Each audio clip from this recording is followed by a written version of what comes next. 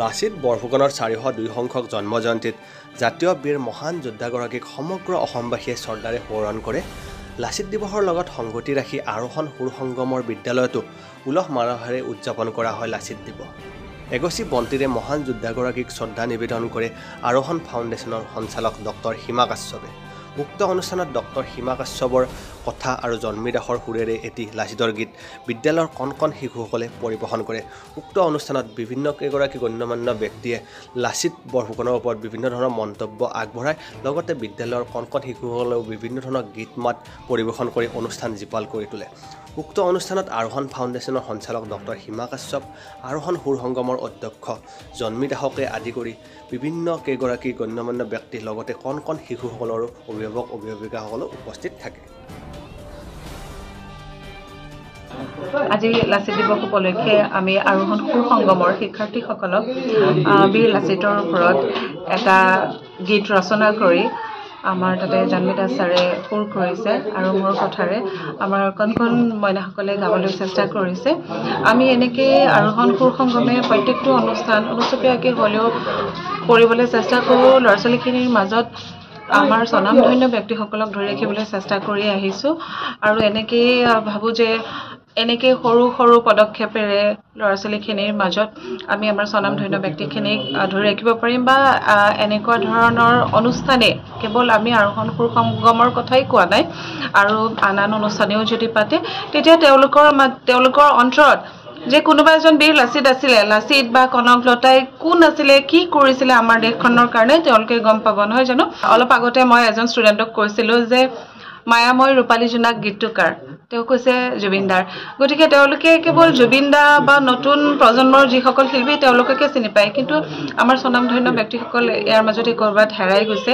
সেয়ে আমি এটা প্ৰয়াস কৰিছোঁ আমাৰ ল'ৰা ছোৱালীখিনিয়ে যাতে প্ৰত্যেকজন স্বনামধন্য ব্যক্তিক চিনি পায় আৰু তেওঁলোকৰ গীতসমূহ ঘৰত আখৰা কৰে। সেই গতিকে আমি স্কুলতো আখৰা কৰোঁ আৰু আজি লাচিত দিৱসৰ পবিত্ৰ দিনটোত সকলোকে মই শুভেচ্ছা জনাইছোঁ।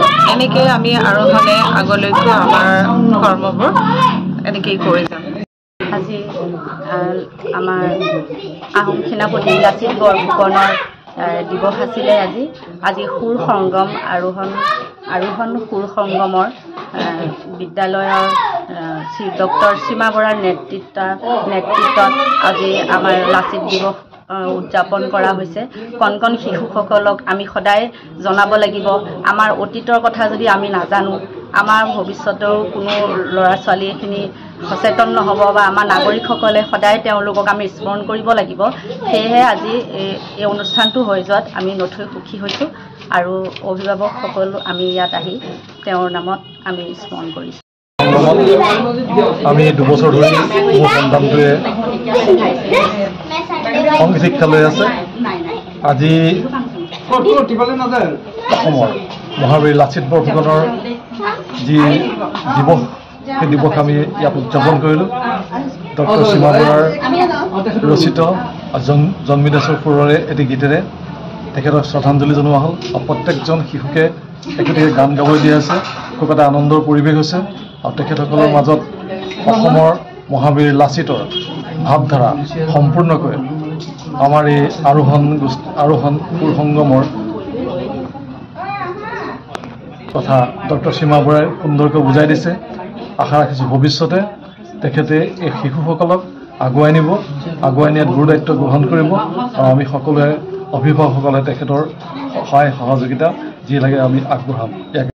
পৰিৱেশন কৰিব ওলাইছে বীৰ লাচিতক শ্ৰদ্ধাঞ্জলি জনাই এটি গীত। আমাৰ কণ কণ ল'ৰা ছোৱালীসকলৰ পৰিৱেশন কৰোঁতে বহু ভুল ভ্ৰান্তি হ'ব পাৰে। আপোনালোকে কিবা ভুল হ'লে আঙুলিয়াই দিব, লগতে তেওঁলোকক আশীৰ্বাদ কৰিব। কথা ডক্টৰ সীমা বৰা, সুৰ জন্মী দাস ছাৰ।